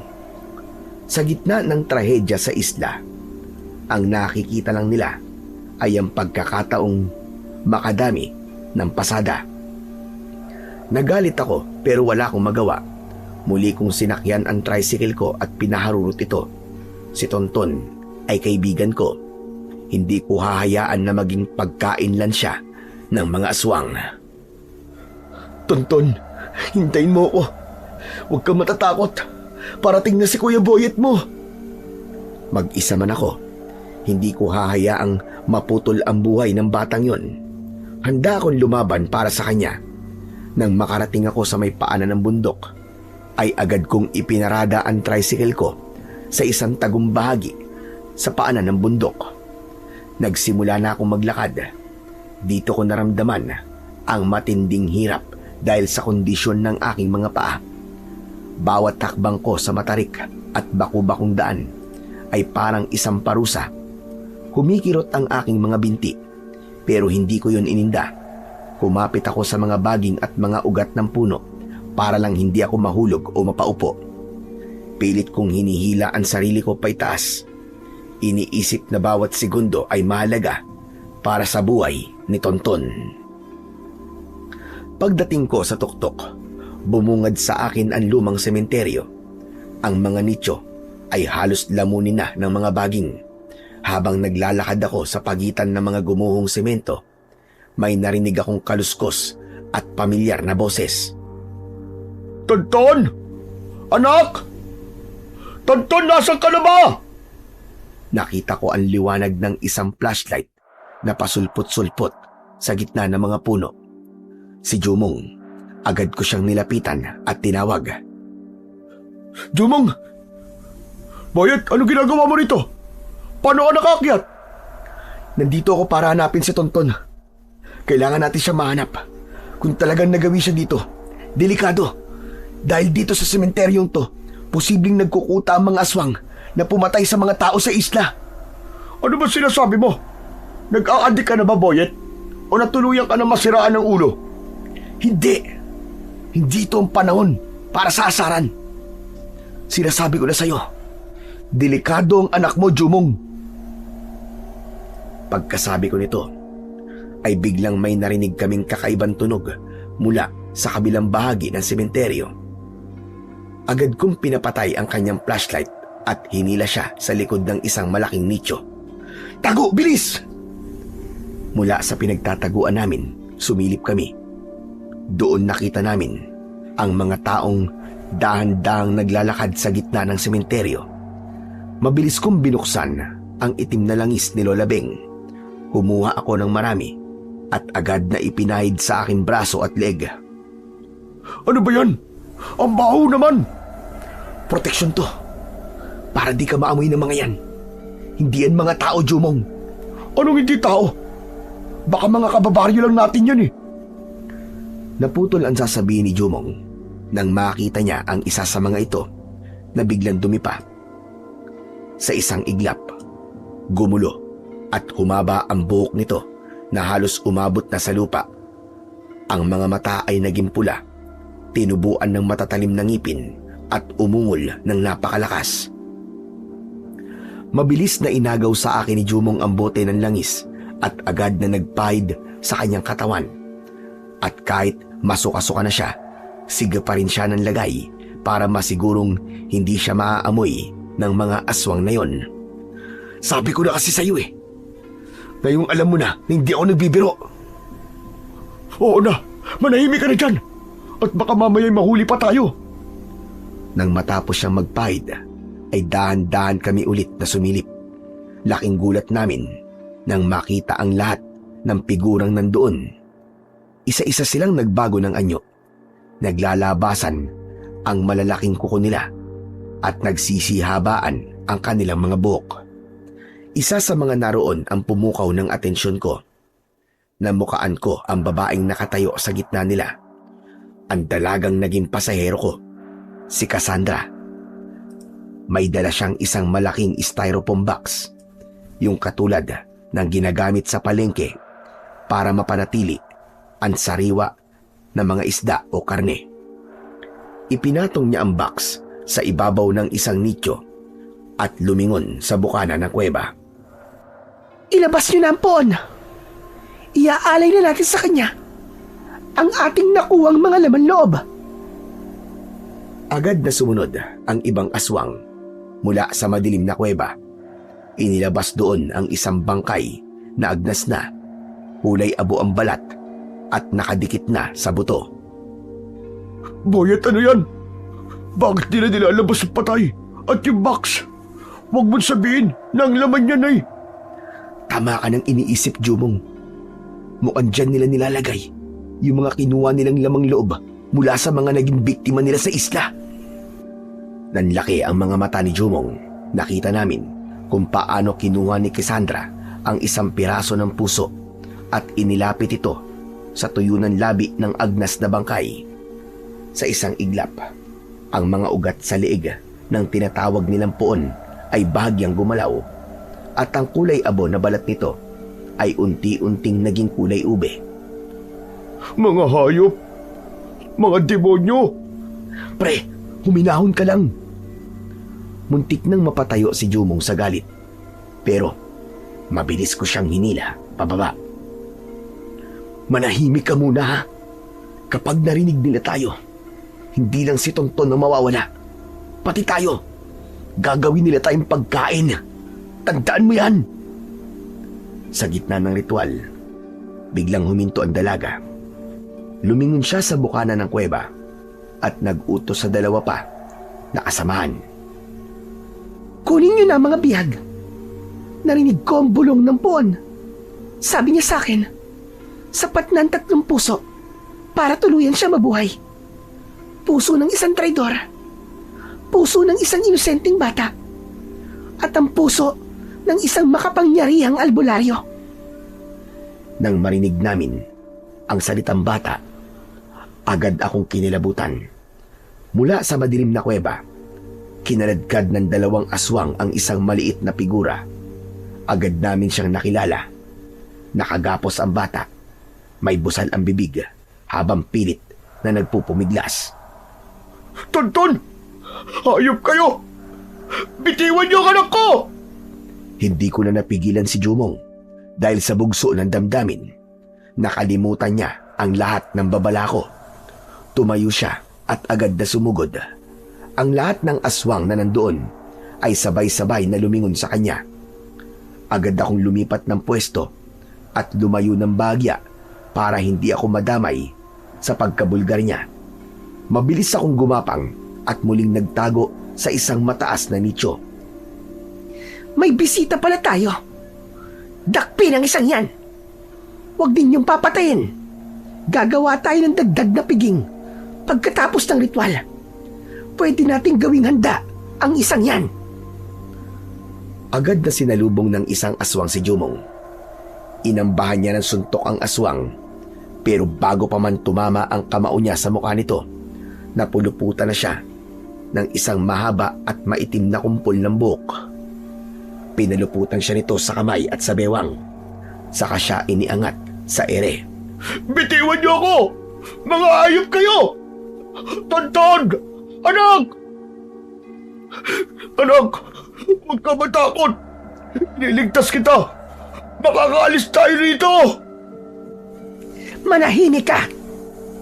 Hindi na kayo makakalabas ng anak mo! Kayong dalawa, dito na kayo mamamatay! Wala nang nagawa si Jumong kundi ang sumigaw ng sumigaw habang inililapit siya sa kinalalagyan ng agnas na puon. Tapos ay saka siya inihagi sa tabi ni Tonton. Mabilis na tinalian ang kanyang mga kamay at nilagyan din ng busal ang kanyang bibig para tuluyang mapatahimik. Kasunod nito, inilabas nila ang pangalawang biyag. Si Lola Beng, mara siyang itinulak ng mga aswang palapit kay Cassandra. Sa wakas, ang dugo mo makapangyarihang albularya ang bubuhay sa tuyot na dugo ng aking poon. Matagal naming hinintay ang pagkakataong ito. Kahit nakagapos at madumi ang muka, tinignan siya ni Lola Beng ng diretso sa mata. Walang bakas ng takot ang matanda. Nagkakabali ka, Cassandra. Akala nyo ba, ganun lang kadali ang lahat? Hindi kayo magtatagumpay sa mga gusto nyong mangyari. Ang kadiliman ay laging may hangganan. Nilapitan ni Cassandra si Lola Beng at dahan-dahang hinaplos ang kanyang pisngi gamit ang dulo ng mahahaba at matatalim nitong kuko. Aba, matapang katanda. Pwes ngayon ay papatunayan ko sa iyo minsan na nanaig din ang kadiliman. Talaga?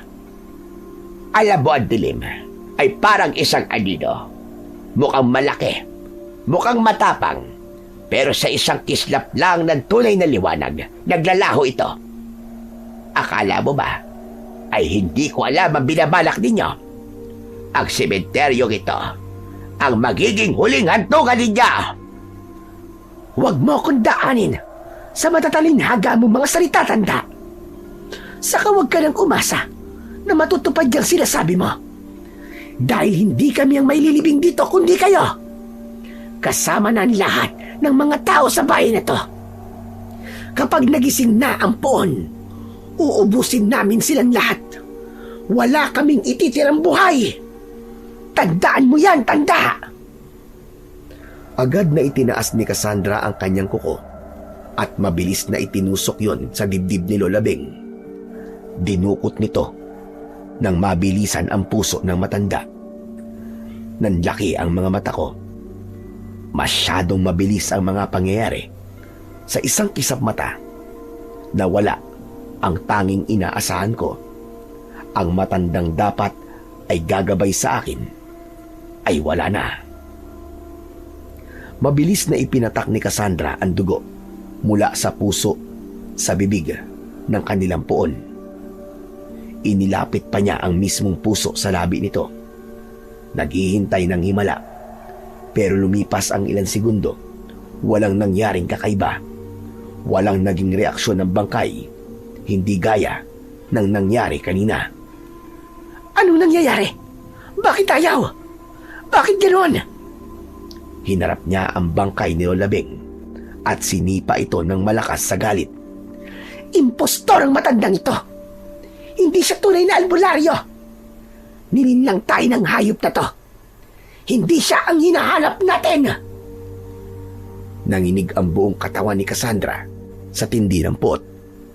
Lumingon siya kay Tonton na nanginginig sa takot sa tabi ni Jumong. Kung ganon, ikaw na ang susunod, bata. Sigurado ako, yang puso mo ay tunay na puso ng isang inosenteng bata. Hindi niyo na ako madadaya. Sa isang kumpas ng kamay ni Cassandra, ang mahahabang buhok niya ay tila naging isang buhay na ahas. Mabilis itong gumapang at pumulupot sa bewang ni Tonton. Saka marahas na iniangat ang bata sa ere. Nanigas ang buong katawan ko habang tinitignan ang eksenang yon. Sa sandaling yon, wala nang ibang gagawa ng paraan. Kung hindi ako kikilos, pati si Tonton ay mamamatay. Palipat-lipat ang tingin ko sa kanila, kay Tonton at kay Jumong. Nagpupumigla si Jumong.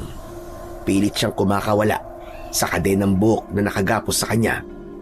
Pero wala siyang magawa kundi ang panoorin ang sariling anak na malapit nang katayin. Handa ka na bang mamatay, bata?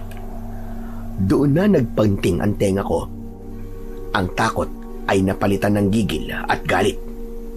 Bitiwan niyo ang bata! Mga hayop kayo! Tumayo ako mula sa pinagtataguan kong nicho. Sa kabila ng pilay kong paa, mabilis akong bumelo. Isinaboy ko ang isang dakot ng pulang asin sa direksyon ni Cassandra. Ang mga butil nito ay tila mga nagniningas na uling na tumama sa balat ng mga aswang na nakapaligid. Sino ka? Aray! Ang init! Nabitiwan niya si Tonton dahil sa hapdi ng asin na tumama sa kanyang muka. Bumagsak ang bata sa lupa. 2 aswang ang sumugod papunta sa kinaroroonan ko. Sige! Labanan niyo ako! Lumapit kayo! Iwinasiwas ko ang itak. Ang bungi-bungi nitong talim ay naglalabas ng isang kakaibang asul na liwanag tuwing tumatama sa liwanag ng buwan. Nakita ko ang takot sa muka ng mga aswang. Umatras sila, tila napapaso sa presensya ng sandatang hawak ko. Pero hindi pa tapos si Cassandra. Pinunasan niya ang kanyang muka at lumingon sa akin. Nanlilisik ang kanyang mga mata. Ang kanyang anyo ay tuluyan ng naging halimaw at ang bibig niya ay bumuka ng labis at ang kanyang kuko ay humaba palalo. Ikaw! Di ba ikaw yung driver na pilay na nagatid sa akin sa may pantalan? Pero paano? Hindi makapaniwala si Cassandra. Sa gitna ng kanyang galit, nakuha pa niyang manguyam.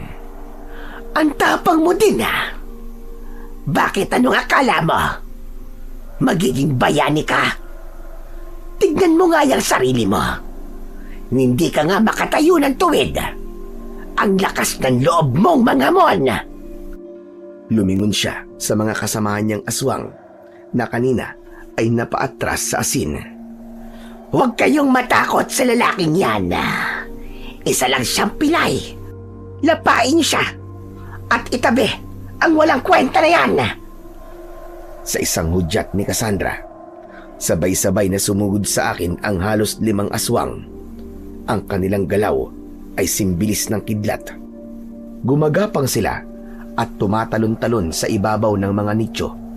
Parang sadyang tinatakot ako. Nagkakamali ka! Oo, pilay ako. Pero kaya ko kayong labanan. Kaya kong hadlangan ang kabaliwang ginagawa ninyo. Hindi ko hahayaang mangyari ang binabalak nyo! Nang makalapit ang unang aswang, hindi na ako nag-isip. Buong lakas kong iwinasiwas ang aking itak na bigay sa akin ni Lola Beng. Sa isang iglap, nahati ang aswang sa gitna. At hindi lang basta hiwa, kundi nahati ito ng pahaba mula ulo hanggang sa pagitan ng mga binti. O ano ha? Sino pang gusto sumunod? Sige, sugod kayo! Sumugod kayo! Nagulat ang iba pang aswang. Napako sila sa kinatatayuan nila nang makita ang nangyari sa kanilang kasamahan. Paano nga isang tulad mo ay may hawak na ganyang sandata? Sabi ko naman sa'yo, Cassandra, wag na wag mo akong mamaliitin. Nanlilisik ang mga mata ni Cassandra habang pabalik-balik ang tingin sa akin at sa nag-aapoy na bangkay ng kasamahan niya. Ikaw? Ikaw ba ang ibinubulong sa akin ng poon na siyang makapangyarihang albularyo? Paano nangyari yon? Nung nasa isla kayo, sinabi na matandang babae na yon na isa siyang makapangyarihang albularya. Pero bakit ikaw ang may hawak ng itak na yan? Isa ka lang pilay. Nangunot ang noo ko. Sa bawat salitang lumalabas sa bibig niya, lalo akong nagalit. Malinaw na sa akin ang lahat ngayon. Tunay ngang mapanlinlang ang mga halimaw na katulad nila. Tama nga ang lolo ko. Sabi niya sa akin nun, huwag kong ituring na sumpa ang kapansanan ko. Dahil magagamit ko to para malinlang din ang mga kagaya nyo. Mabilis at malakas kong iwinasiwas ang itak. Gumawa ito ng kakaibang sipol o ugong sa hangin. O ano? Gulat ba kayo na isang pilay na driver lang pala ang maghahatid sa inyo pabalik sa impyerno? Sa gitna ng pagkabigla ni Cassandra, muli siyang nagtangka na abutin si Tonton para tuluyan na itong patayin. Pero mabilis ako. Agad ko siyang sinabuyan ng pulang asin sa muka, kaya napaurong siya habang sumisigaw dahil sa sakit at hapdi ng nasunog niyang balat. Tonton, takbo na! Lumapit ka sa akin, dali! Mabilis siyang tumakbo palapit sa akin. Gamit ang itak ko. Isang hagod pa lang ay naputol na kagad ang taling nakapulupot sa kanyang kamay. Tinanggal ko rin ang busal sa kanyang bibig. Agad akong gumuhit ng bilog gamit ang pulang asin. Pumasok ka sa loob ng bilog. Huwag kang lalabas kahit anong mangyari. Naiintindihan mo, Tonton? Opo, kuya. Pero ang papa ko, iligtas mo po ang papa ko, parang awa mo na. Oo, sige. Akong bahala sa papa mo. Dahan-dahan akong lumapit sa kinaroroonan ni Jumong. Hindi makalapit sa akin ang mga aswang dahil sa takot. Lalo pat sa tuwing susubukan nila ay sinasabuyan ko sila ng asin. Pero bago pa ako makarating sa tabi ni Jumong, ay may mahahabang buhok na pumulupot sa aking mga binti. Nadapa ako. Hinila ako ni Cassandra palapit sa kanya.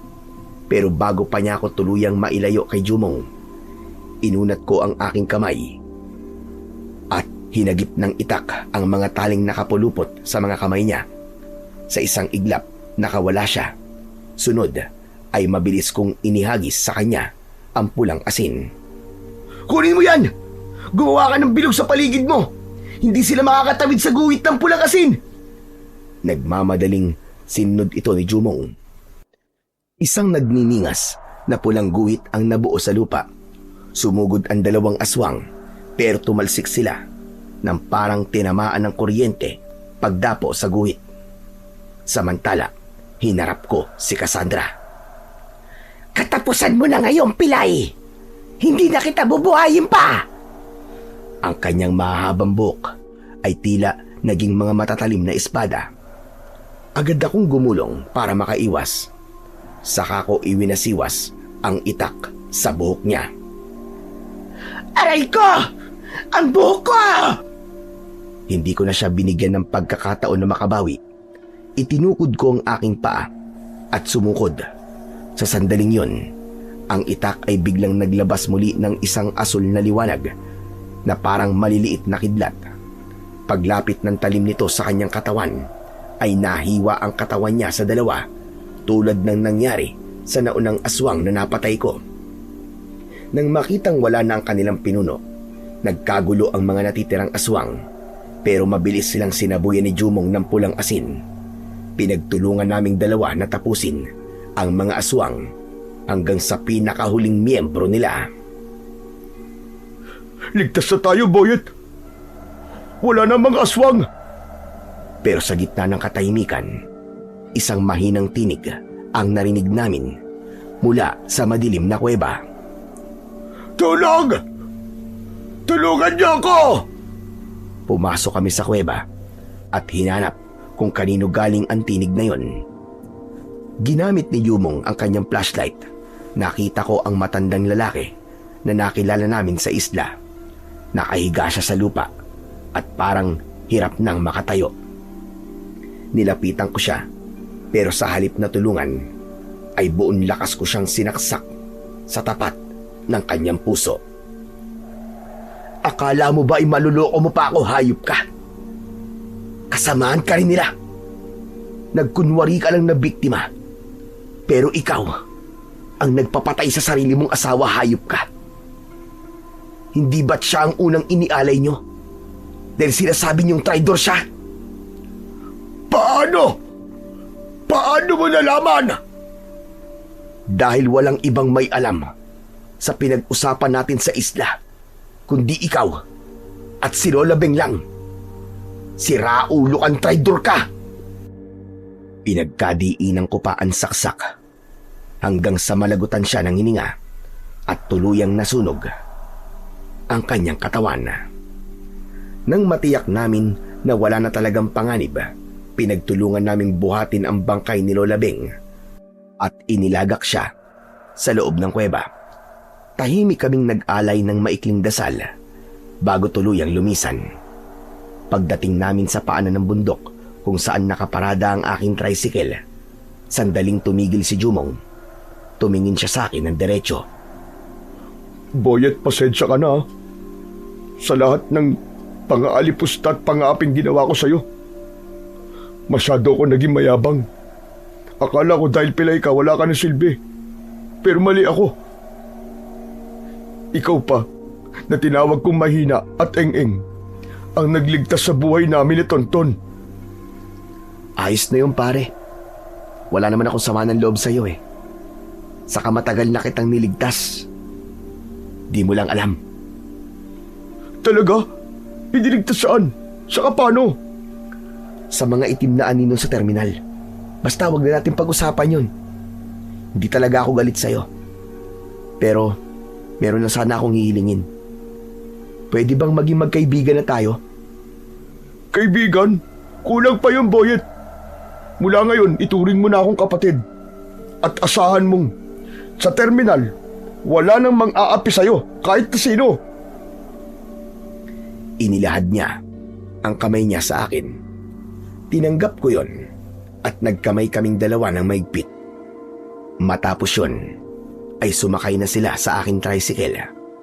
Masaya ko na nagawa ko ng tama ang misyon ko para mailigtas ang 2 tao na ito at ang buong bayan namin. Habang umaandar kami palayo sa bundok, sinilip ko sila sa sidecar. Si Tonton ay mahimbing nang nakasandal sa braso ng kanyang ama, habang si Jumong naman ay nakatingin sa labas. Nang nasa baryo na kami, nakita naming may mga tao nang nasa labas at nagbubukas na ng kanilang mga tindahan. Hudyat na madaling araw na. Walang sino man ang nakakaalam sa nangyaring digmaan sa taas ng bundok, maliban sa aming 3. Nagkasundo kami na isikreto ang lahat ng ito sa aming mga kababaryo. Samantala, pagkatapos ng pangyayaring yun, ay naging magaan na ang buhay ko sa terminal. Wala nang nang-aapi sa akin. Si Jumong na ang naging katuwang ko sa pagbabantay sa kaayusan sa toda namin. At kapag nagkikwentuhan kaming dalawa, palagi niyang ibinubulong sa akin na hindi lang ako basta isang simpleng driver, dahil ako ay isang tunay na bayani na nakagawa ng isang katapangan na nagligtas sa aming lahat. Hanggang dito na lamang po ang aking kwento. At sana ay may natutunan kayo na magandang aral. Sa kwentong ating napakinggan, ay pinatutunayan lamang na huwag nating maliitin o apihin o husgahan ang isang tao dahil lamang sa kanyang kapansanan. Ang panlabas na anyo o pisikal na kalagayan ay hindi sukatan ng tunay na halaga ng isang tao. Madalas, ang mundong mapanghusga ay nakatingin lamang sa kakulangan, ngunit ang Diyos ay nakatingin sa puso, sa tapang, sa kakayahan, at sa layuning inilagay niya roon. Hindi natin alam kung ang taong ating minamaliit ngayon ang siyang tatayo bukas upang ipagtanggol tayo, iligtas tayo sa panganib, o magsilbing ilaw sa gitna ng dilim. Marahil, siya pa ang magiging huwaran ng katatagan, inspirasyon ng marami at tatawaging bayani dahil sa kanyang lakas ng loob at pananampalataya. Ang paghamak sa kapwa ay paghamak din sa likha ng Diyos. Sabi nga sa unang Samuel, Kabanata 16, talata 7, ngunit sinabi ng Panginoon kay Samuel, huwag mong tignan ang kanyang anyo o ang taas ng kanyang pangangatawan, sapagkat ang tao ay tumitingin sa panlabas na anyo, ngunit ang Panginoon ay tumitingin sa puso. Sa huli, ang tunay na kadakilaan ay hindi nasusukat sa lakas ng katawan, kundi sa tibay ng puso at lalim ng pananampalataya. Kaya bago tayo manghusga, alalahanin nating ang bawat tao ay may nakatagong biyaya at misyong maaaring magpabago ng mundo. Ang pag-ibig at paggalang ang tunay na tanda ng marangal na pagkatao, sapagkat sa mata ng Diyos, walang maliit, walang kulang. Lahat tayo ay pantay-pantay sa kanyang paningin. May mga pusong handang maging dakila. Maraming salamat po sa walang sawa niyong suporta at pakikinig sa aking mga YouTube channel na The Voice Addict at mga kwento ni Apong Isaac. Hanggang sa muli, at pagpalain po nawa kayo ng Diyos na may kapal.